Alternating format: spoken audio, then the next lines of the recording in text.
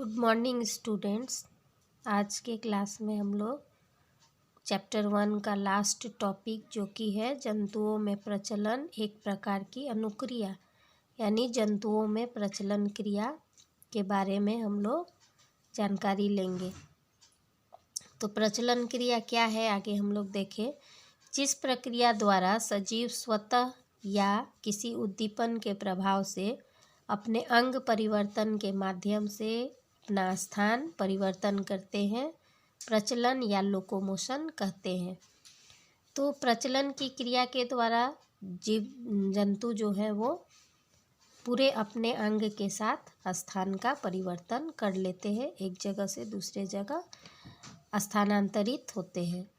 तो प्रचलन की क्रिया प्रायः सभी उच्च श्रेणी के जंतुओं में होती है और इसमें प्रचलन अंग जो है वो सहायता करते हैं जंतुओं की। लेकिन कुछ निम्न वर्ग के जंतु जैसे साइकॉन, स्पंज, कोरल, ओबेलिया आदि जो जंतु है उनमें प्रचलन अंग नहीं पाया जाता और ये जंतु प्रचलन क्रिया नहीं कर पाते और ये एक जगह स्थिर बने रहते हैं। हम लोग आगे भी पढ़े हैं कि पौधों में प्रचलन नहीं बल्कि गति होती है, मूवमेंट होती है, जिसमें पौधे सिर्फ अपने अंगों का मूवमेंट करते हैं, स्थान परिवर्तन नहीं करते। लेकिन कुछ पौधे जैसे क्लेमाइडोमोनास, फॉलवॉक्स, इनमें प्रचलन की क्रिया होती है और ये स्थान परिवर्तित कर लेते हैं।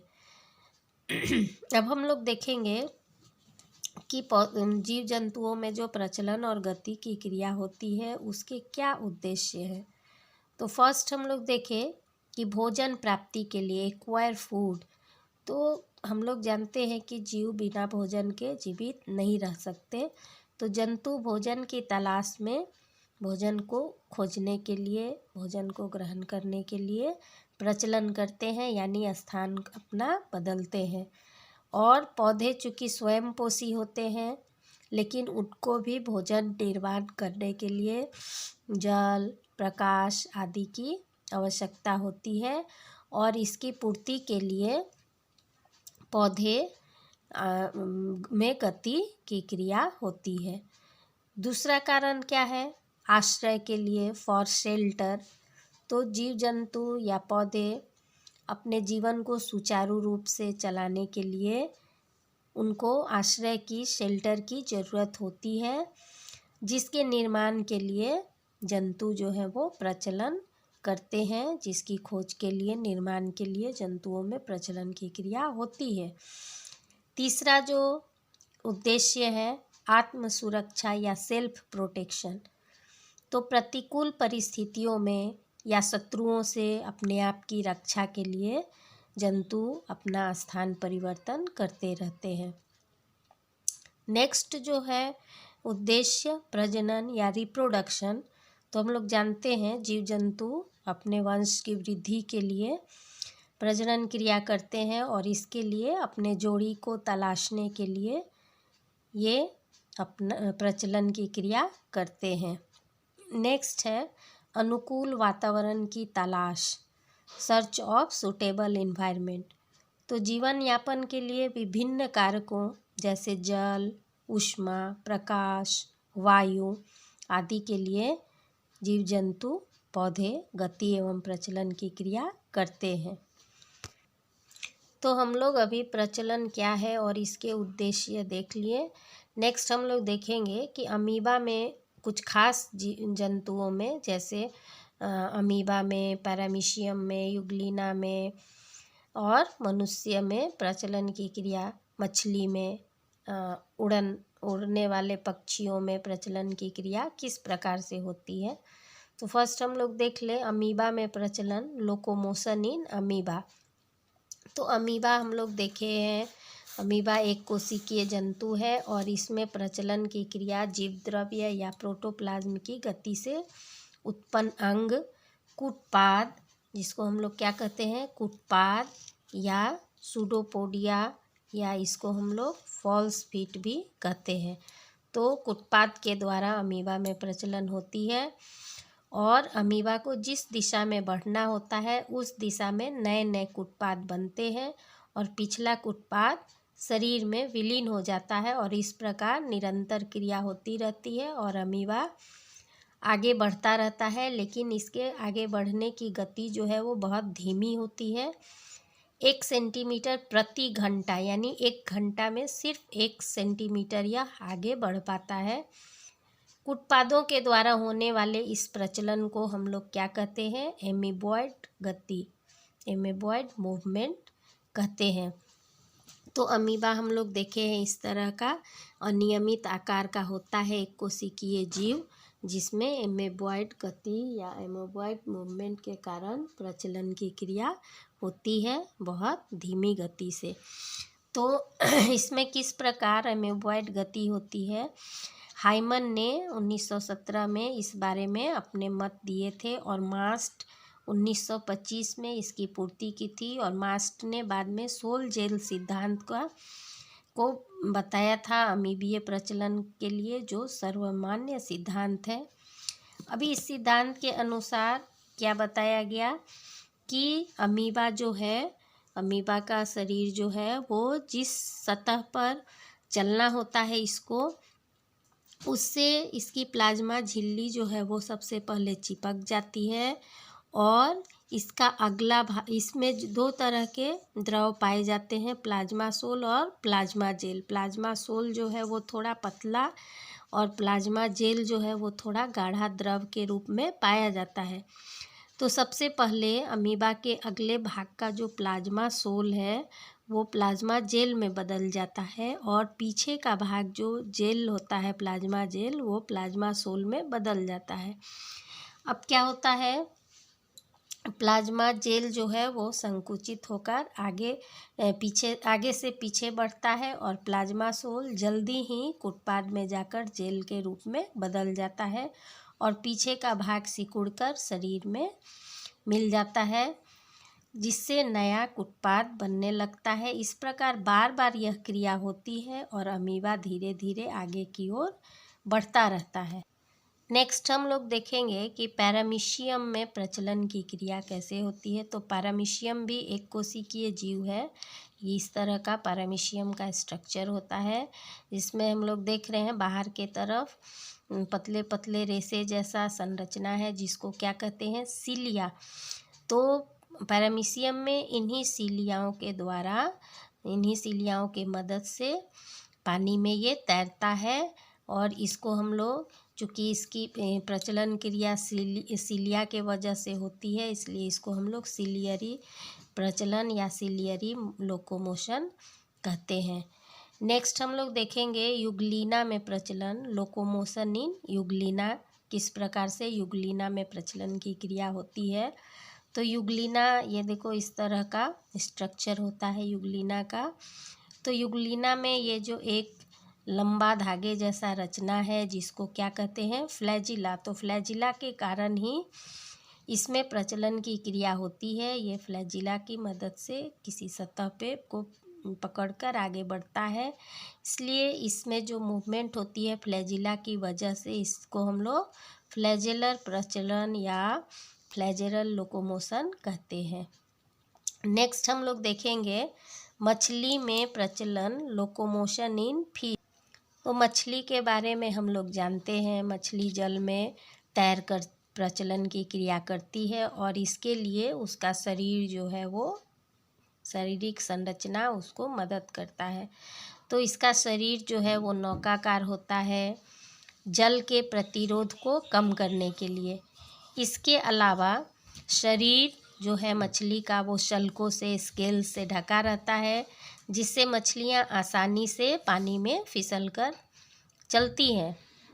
मछली में प्रचलन के लिए मदद करने वाले सबसे इम्पॉर्टेंट अंग क्या हैं? उसके मायोटोम पेशियाँ, मायोटोम मसल्स, और इसके अलावा फिन्स होती है जो मछली को लोकोमोशन में, प्रचलन में मदद करती है। और जब मछलियाँ तैरती हैं पानी में तो स्विम ब्लैडर जो है वो उसके शरीर को संतुलित रखने में मदद करते हैं। तो हम लोग देखेंगे कि पेशियों का, मछली में जो मायोटोम पेशियाँ होती हैं उनका क्या कार्य होता है। तो मछली में जो मेरुदंड होता है उसके दोनों तरफ भी आकार की मांसपेशियां पाई जाती हैं जिसे मायोटोम मांसपेशी कहते हैं। ये मछली का जो मेरुदंड है उसके दोनों बगल पाई जाती है भी आकार की मांसपेशी, मायोटोम मांसपेशी। जब मछली बाईं तरफ मूव करती है, जब मछली बाईं तरफ मूव करती है तो क्या होता है, बाएं तरफ की मांसपेशी संकुचित होती है और दाहिने तरफ की फैलती है। और जब मछली दाहिनी तरफ मुड़ती है तो दाएं तरफ की पेशी संकुचित होती है और बाएं तरफ की मायोटोम पेशी जो है वो फैलती है। तो इसका दबाव जो है वो पूंछ के ऊपर भी पड़ता है और मछली जो है वो आगे के तरफ बढ़ जाती है।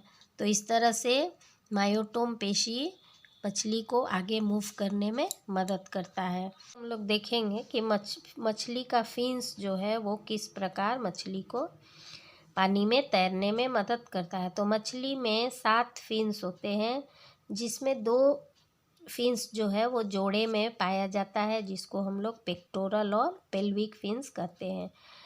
तो यहाँ देखें हम लोग, ये यहाँ पे जो फिन्स होता है एक इस बगल और एक दूसरे साइड में पेक्टोरल फिन्स, और यहाँ पे दोनों फिन्स जो होता है पेल्विक फिन्स। तो ये दोनों जोड़ा जोड़ा में पाया जाता है और बाकी जो 3 फिन्स है वो एक एक की संख्या में होते हैं। तो इसकी सहायता से मछली जल की में आसानी से तैर पाती है। तो देखिए हम लोग कि सारे फिन्स का किस प्रकार रोल होता है, किस प्रकार मदद करते हैं। तो पेल्विक फिन्स की सहायता से मछली जल की गहराई में जाती है। ये जो पेल्विक फिन्स है उसकी सहायता से मछली जल की गहराई में जाती है। और यहाँ जो पेक्टोरल फिन्स है उसकी सहायता से मछली जल के सतह पर आती है और तैरती है। मछली के पीठ पर डोर्सल फिन होते हैं जो 1 की संख्या में होता है और मछली को तैरने में सहायता करता है। कॉर्डल फिन या पूंछ का जो फिन है वो संख्या में 1 होता है और मछली को पतवार का कार्य और दिशा निर्धारण में मदद करता है। और एनल फिल जो है वो मल द्वार के पास होता है जो मल द्वार की सुरक्षा करता है। इस प्रकार फिन्स जो है वो मछली को पानी में आसानी से तैरने में मदद करता है। मछली में स्विम ब्लैडर भी पाया जाता है जो उदर गुहा में वायु से भरी एक थैली के रूप में पाई जाती है जिससे मछली गहराई में जब जाती है तो श्वसन का कार्य कर पाती है। और यह अंग तैरने के समय इसके शरीर का संतुलन बनाकर रखने में मदद करता है। इसके द्वारा मछली अपने शरीर के अपेक्षित गुरुत्व को बढ़ाकर या घटाकर जल की सतह पर या गहराई में तैरती है। इसलिए इस स्विम ब्लैडर को हाइड्रोस्टैटिक ऑर्गन भी कहते हैं।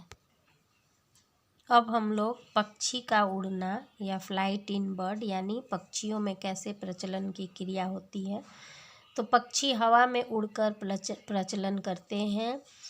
तो इस साथ ही पैरों की सहायता से ये ज़मीन पर भी चलकर प्रचलन की क्रिया करते हैं।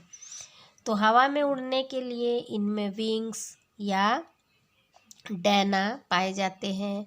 पंख, उड़न पेशियाँ, वायु थैली इत्यादि उड़ने में इनकी सहायता करते हैं।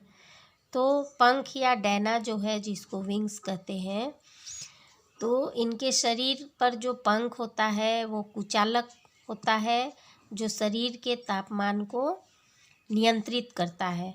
और डैने के पंख जिसको कि रेमिसेस कहते हैं वो संख्या में 23 होते हैं और ये रेमिसेस जो हैं वो उनको उड़ने में सहायता करते हैं। तथा पूंछ के पंख जिसको रेक्ट्रिसेस कहते हैं वो संख्या में 12 होते हैं और उड़ते समय दिशा परिवर्तन में सहायता करते हैं। डैने का आकार जो है वो उत्तल होता है, तो ये क्या करता है, वायु के प्रतिरोध को कम करता है और दिशा का निर्धारण करने में पक्षियों की मदद करता है। इनमें जो उड़न पेशियाँ पाई जाती हैं, फ्लाइट मसल्स, तो उड़न पेशियाँ जो हैं वो पूर्ण विकसित होती हैं और उड़ने में सहायता करती हैं। तो दो प्रकार की जो उड़न पेशियाँ हैं, पेक्टोरलिस मेजर और पेक्टोरलिस माइनर, तो ये किस प्रकार मदद करती हैं? तो पेक्टोरलिस मेजर के संकुचन से डायना जो है वो फैल जाता है और पेक्टोरलिस माइनर की वजह से डायना जो है वो संकुचित होकर नीचे आ जाता है। तो इस प्रकार डायना को फैलाकर और संकुचित करके ये ऊपर नीचे करते हैं। तो पक्षियों की अस्थियां जो हैं, हड्डियां जो हैं, वो हल्की और खोखली होती हैं, जिसमें हवा भरने से इनका शरीर क्या हो जाता है? हल्का, जो उड़ने में इनको सहायता पहुंचाते हैं। कबूतर की छाती की हड्डियां, जिसको स्टर्नम कहते हैं, वो नौकाकार होती है, जिसे थील कहते हैं, और ये उड़ने वाली पेशियों से ढकी रहती हैं। इनका आकार भी पक्षियों का नौकाकार होता है, जिसके कारण ये आसानी से हवा में उड़ हवा के प्रतिरोध को कम करते हुए। इनमें वायु थैली या एयर बैग या एयर ब्लाडर पाई जाती हैं, जो इनके फेफड़े में 9 वायु थैलियों के रूप में पाई जाती हैं, जिनमें ऑक्सीजन भरा रहता है और अधिक ऊंचाई पर जब पक्षी उड़ते हैं तो ऑक्सीजन की पूर्ति इस ब्लैडर या एयर बैग्स के द्वारा होता है। उड़ने समय शरीर के गुरुत्व बल को नियंत्रित करता है ये, और जिससे पक्षियों को उड़ने में आसानी होती है। अधिक ऑक्सीजन तथा ऊर्जा की आपूर्ति इन एयर बैग्स के द्वारा होती है और हड्डियों के घर्षण से भी ये बैग्स बचाते हैं पक्षियों को। यहाँ हम लोग कुछ जंतुओं के प्रचलन अंग को एक झलक में देख लेंगे। तो अमीबा का प्रचलन अंग अभी हम लोग जाने, कुटपाद या सूडोपोडिया। पैरामीशियम का सीलिया की सहायता से प्रचलन, युग्लिना में फ्लैजिला के द्वारा, हाइड्रा में टेंटिकल्स के द्वारा, केचुआ में सीटी के द्वारा, तिलचट्टा या कॉकरोच में पैर एवं पंख की सहायता से, टोड में जाली युक्त पैर या वेब्ड लिम्स के द्वारा। मछली में प्रचलन अंग क्या है?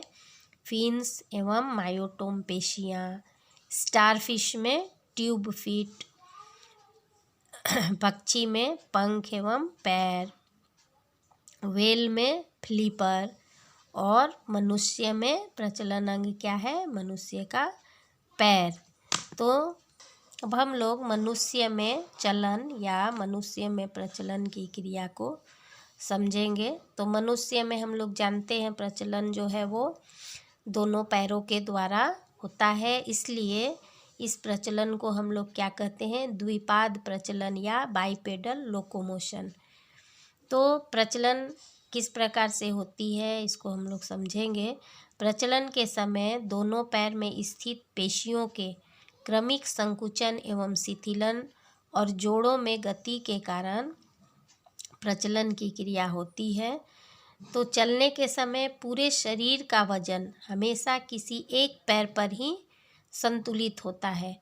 हम लोग खुद भी चल के देखते हैं, तो जब एक पैर पेशियों के संकुचन के फलस्वरूप जमीन की सतह से ऊपर उठकर आगे की तरफ बढ़ता है, तो शरीर का वजन दूसरे पैर द्वारा संतुलित होता है, और जब आगे बढ़ने वाला पैर जमीन पर आकर टिकता है, तब शरीर का पूरा वजन इस पैर पर संतुलित होता है और दूसरा पैर जमीन से ऊपर उठकर आगे बढ़ता है, और यह क्रिया क्रम से होती रहती है, जिससे मनुष्य जो है वो आगे बढ़ता रहता है। अब इसी क्रम में टहलते समय हाथों का भी आगे और पीछे की तरफ बढ़ना होता है, जो पैरों के एकांतर क्रम में होता है, जिससे शरीर में संतुलन स्थापित रहता है। यानी जब दायां पैर आगे की तरफ बढ़ता है उस समय बायां हाथ आगे की तरफ बढ़ता है, और जब बायां पैर आगे बढ़ता है तब दायां हाथ आगे की तरफ बढ़ता है, और इस प्रकार शरीर का संतुलन जो है वो स्थापित रहता है और मनुष्य में प्रचलन की क्रिया होती रहती है। मनुष्य में प्रचलन क्रिया के लिए उसके कंकाल तंत्र यानी स्केलेटल सिस्टम और पेशीय तंत्र यानी मस्कुलर सिस्टम दोनों की ज़रूरत होती है। तो मनुष्य के कंकाल तंत्र में हम लोग जानते हैं कि 206 अस्थियां या हड्डियां होती हैं जो आपस में जोड़ या संधि द्वारा एक दूसरे से जुड़ी रहती हैं। तो ये हड्डियां आपस में एक दूसरे से और मांसपेशियों से जुड़ी रहती हैं, जिसमें संयोजी ऊतक इनके मदद करते हैं। तो संयोजी ऊतक कौन सा है जो इनको जुड़ने में मदद करता है? तो फर्स्ट है टेंडोन। टेंडोन जो है वो रेशायुक्त संयोजी ऊतक फाइब्रस कनेक्टिव टिश्यू है जो मांसपेशियों को हड्डियों से जोड़ते हैं। इसको ध्यान रखना होगा। ये टेंडन जो है वो मांसपेशियों को हड्डियों से जोड़ने का काम करता है। और दूसरा जो ऊतक है संयोजी ऊतक लिगामेंट, ये भी रेशायुक्त संयोजी ऊतक है जो हड्डी से हड्डी को जोड़ने में मदद करता है। तो सारी हड्डियां अलग अलग तरह से जुड़ी होती हैं। ये 206 हड्डियां जो हैं वो अलग अलग तरीके से एक दूसरे से जुड़ी रहती हैं। तो प्रचलन की क्रिया हड्डियों में जोड़ के कारण ही हो पाती है। ये जोड़ जो है वो निम्न प्रकार के होते हैं। कुछ जोड़ जो है वो सचल संधि या अचल संधि या इमूवेबल जॉइंट्स के रूप में होती हैं। तो ये एक दूसरे से इस प्रकार जुड़ी होती हैं कि वे एक दूसरे से जुड़कर एक स्थिर हड्डी के समान स्थिर रहती है, यानी इनमें अलग अलग गति नहीं हो पाती, एकदम स्थिर होती हैं ये। तो इसका उदाहरण हम लोग देखते हैं खोपड़ी के जोड़ जो है, इसमें हड्डियां जो है वो एक दूसरे से जुड़कर स्थिर रहती हैं, इनमें कोई मूवमेंट या गति नहीं होती है। दूसरे प्रकार का जो जोड़ है वो अल्प सचल संधि या स्लाइटली मूवेबल जॉइंट्स। तो इस प्रकार में के जोड़ में जो दो हड्डियां या अस्थियां आपस में कार्टिलेज के द्वारा जुड़ी होती हैं, जिसमें अल्प गति यानी थोड़ा सा गति यहाँ पे पाया जाता है। जैसे मेरुदंड में जो हड्डियां जुड़ी होती हैं आपस में, वो स्लाइटली मूवेबल जॉइंट्स के द्वारा यानी हल्का सा मूवमेंट वहाँ पे पाया जाता है। और तीसरे प्रकार की जो संधि है सचल संधि या मूवेबल जॉइंट्स, तो इस प्रकार के जोड़ में जो अस्थियां या हड्डियां आपस में जुड़ती हैं वो लिगामेंट के द्वारा जुड़ी रहती हैं, और दोनों अस्थियां जो आपस में जुड़ती हैं वो स्वतंत्र रूप से गति करती हैं, यानी यहाँ पे हड्डियों की गति जो है वो बहुत ही ज़्यादा होती है। तो अब हम लोग देखेंगे कि साइनोवियल या सचल संधि जो है, जहाँ पे हड्डियों में गति होती है, तो ये कितने प्रकार की होती हैं और कहाँ कहाँ ये संधि जो है वो पाई जाती है, ये जोड़ पाया जाता है। तो फर्स्ट प्रकार है बॉल तथा सॉकेट जोड़। तो इस प्रकार के जोड़ में एक अस्थि के सिरे पर स्थित बॉल अन्य स्थित हड्डी के सॉकेट में फिट रहता है, जिससे बॉल सिरे वाली अस्थि स्वतंत्रता पूर्वक सॉकेट के अंदर चारों दिशाओं में घूम सकती है। जैसे कंधे का जोड़ जो है, कंधे में जो स्कैपुला के अंदर ह्यूमरस का बॉल फिट रहता है, और कमर का जो जोड़ है वहाँ पे ये बॉल एंड सॉकेट संधि पाई जाती है। तो क्या होता है इसमें, इस तरह का सॉकेट बना होता है जिसमें बॉलनुमा रचना इसके छोर पे होता है, और ये आसानी से चारों तरफ मूव कर सकता है, घूम सकता है। तो दूसरे प्रकार की जो जोड़ है जिसको हम लोग हिंज जोड़ या कब्जा संधि या हिंज जॉइंट्स कहते हैं। तो इस प्रकार के जोड़ में अस्थियां जो है वो एक कब्जे से, जैसे दरवाजा में कब्जा होता है, दरवाजे के किवाड़ की तरह एक ही दिशा में मुड़ती है, लेकिन विपरीत दिशा में नहीं मुड़ती। दरवाज़ा जो है हम लोग एक ही तरफ खोल पाते हैं, दूसरा तरफ नहीं खोल पाते हैं। उसी तरह से ये कब्जा से जुड़ी हुई रहती है, कब्जे जैसे आकार में। तो जैसे कूहनी, एल्बो में ये जोड़ पाया जाता है, घुटना या नी में ये जोड़ पाया जाता है। तो देखें हम लोग चित्र से, तो हिंज जॉइंट जो है वो इस तरह का होता है। तो इसमें ये जो हड्डी है वो एक ही डायरेक्शन में मूव कर पाता है। उल्टा डायरेक्शन में अगर हम लोग इसको मोड़ना चाहेंगे तो क्या होगा, हड्डी टूट जाएगी, क्योंकि वो उस डायरेक्शन में नहीं मुड़ पाती है। तो नेक्स्ट जो है जोड़, जिसको हम लोग पिवोट जोड़ या पिवोट खुट्टी संधि इसको कहते हैं। तो इस प्रकार के जोड़ में एक अस्थि जो है वो एक गोलाकार या वृत्ताकार अस्थि के ऊपर इस प्रकार जुड़ी रहती है कि अस्थि आगे पीछे ऊपर नीचे घूम सकती है। जैसे खोपड़ी की हड्डी का रीढ़ की हड्डी के साथ, या गर्दन में जो जोड़ खोपड़ी और रीढ़ की हड्डी के साथ पाया जाता है उसको हम लोग पिवोट जॉइंट्स कहते हैं।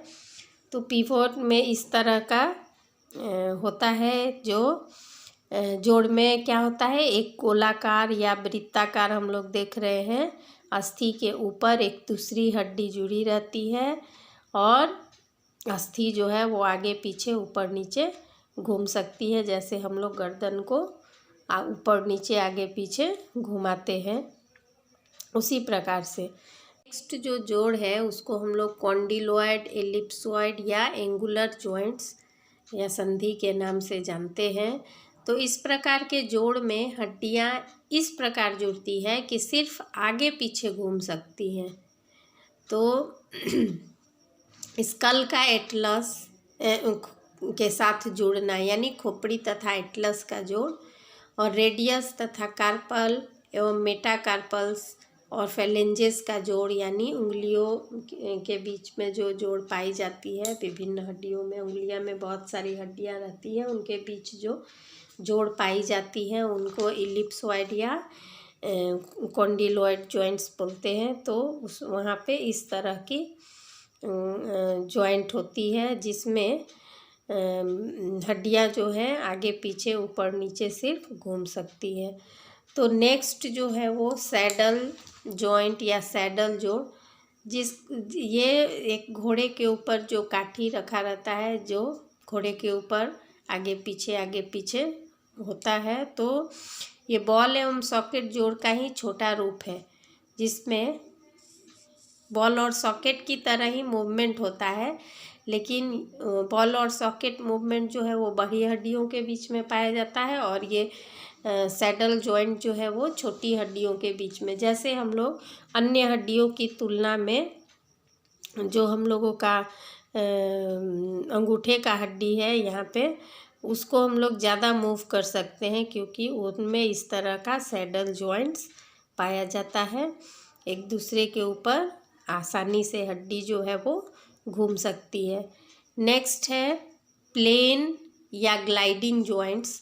तो प्लेन या ग्लाइडिंग जॉइंट्स में क्या होता है, इनमें हड्डियां सिर्फ एक दूसरे के ऊपर रखी रहती हैं और एक दूसरे के ऊपर फिसल कर मूव करती हैं। इनमें घुमाव या रोटेशन जो है वो नहीं होता। इसका एग्जाम्पल क्या है, रीढ़ की हड्डियों के बीच का जोड़, उंगलियों के बीच का जोड़। तो यहाँ जैसे हम लोग देख रहे हैं ग्लाइडिंग प्लेन है, यहाँ पे ग्लाइडिंग जॉइंट्स है। तो एक हड्डी जो है वो दूसरे के ऊपर रखी है और इसी के ऊपर इधर उधर मूव करती है। तो इस प्रकार 6 टाइप्स ऑफ जॉइंट्स हम लोग देखें। नेक्स्ट हम लोग देखेंगे पेशियाँ। तो पेशियाँ जो है वो भी एक प्रकार की उत्तक है जो पेशी तंतुओं या कोशिकाओं द्वारा निर्मित होती है और प्रचलन में हम लोग आगे भी पढ़े कि हड्डी और पेशियाँ जो है वो मूवमेंट में, प्रचलन में मदद करती है। तो कार्य तथा बनावट के अनुसार पेशियाँ 3 प्रकार की होती है, ऐच्छिक पेशियाँ या वॉलेंट्री मसल, अनैच्छिक पेशियाँ इनवॉलेंट्री मसल, और हृदय पेशियाँ या कार्डियक और हार्ट मसल। हम लोग बारी बारी से इन तीनों प्रकार की पेशियों को के बारे में जानेंगे समझेंगे। तो फर्स्ट जो है वो ऐच्छिक पेशियाँ या वॉलेंट्री मसल्स, इसको स्केलेटल मसल्स भी कहते हैं। तो ऐसी पेशियाँ जिन्हें इच्छा अनुसार संचालित यानी संकुचित और प्रसारित किया जा सकता है, उसको हम लोग ऐच्छिक पेशियाँ या वॉलेंट्री मसल्स कहते हैं। तो इन पेशियों में क्या खास बात होती है कि इन पर एकांतर क्रम से सफ़ेद और काले दाग होते हैं और इसी के कारण इन्हें चिन्हित मसल भी कहते हैं, स्ट्राइप्ड मसल भी कहते हैं। और चूँकि ये अस्थियों से जुड़ी रहती हैं तो इनको स्केलेटल मसल्स भी कहते हैं। तो इस तरह से ऐच्छिक पेशियाँ होती हैं हम लोगों के शरीर में, जिसको हम लोग अपने इच्छानुसार संकुचित प्रसारित करते हैं। यहाँ है स्केलेटल मसल सेल, इसको यहाँ पे देख रहे हैं हम लोग, यहाँ एकांतर में सफ़ेद और काली पट्टियाँ इसमें स्थित होती हैं। ये यहाँ जो बाइसेप्स ट्राइसेप्स मसल्स हैं वो ऐच्छिक पेशियों के उदाहरण है। नेक्स्ट हम लोग देखेंगे अनैच्छिक पेशियाँ। तो या इनवॉलेंट्री मसल्स, जिसको विसरल मसल्स भी कहते हैं। तो इन पेशियों का संचालन इच्छा अनुसार नहीं किया जा सकता है और इन पर सफ़ेद काले चिन्ह भी नहीं पाए जाते, अतः इन्हें अनस्ट्रिप्ड मसल भी कहते हैं। ये मसल चूँकि इच्छा अनुसार काम नहीं करते, यानी अपने इच्छा अनुसार ये काम करते हैं। ये मसल जो है वो आहार नाल में यानी एलिमेंट्री कैनाल में, मूत्राशय में यानी यूरिनरी ब्लैडर में आदि अंगों में पाए जाते हैं। और तीसरा जो प्रकार है हृदय पेशियाँ या कार्डियक मसल्स, वो हृदय के रचना करने वाली पेशियों को कार्डियक मसल्स हम लोग कहते हैं और इनका संचालन भी इच्छानुसार नहीं किया जाता, ये अपने ही काम करती रहती हैं कंटिन्यू। और ये पेशियाँ लगातार एक कार्य करती रहती हैं, इसलिए इनको हार्डेस्ट वर्किंग मसल भी कहते हैं, सबसे ज़्यादा काम करने वाली मसल या पेशी। तो ऐच्छिक पेशियाँ या स्केलेटल पेशियाँ जो हैं वो दोनों किनारों पर, हड्डियों के दोनों किनारों पर टेंडन द्वारा जुड़ी हुई रहती हैं और इनके संचालन से प्रचलन क्रिया में जो है वो सहायता मिलती है।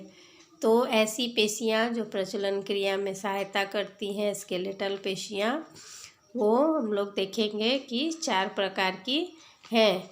तो एक एक करके हम लोग इनको समझेंगे। तो फर्स्ट है फ्लेक्सर पेशी। फ्लेक्सर पेशी में अगर संकुचन होता है, ये जितनी भी पेशियाँ हैं इनके संकुचन से प्रचलन क्रिया में सहायता मिलती है। तो फ्लेक्सर पेशी जो है वो संकुचन या कॉन्ट्रैक्शन से किसी भाग में खिंचाव या झुकाव उत्पन्न करता है, यानी 2 हड्डियों के बीच का दूरी जो है वो कम हो जाता है, यानी हड्डियां जो है वो निकट आने लगती हैं।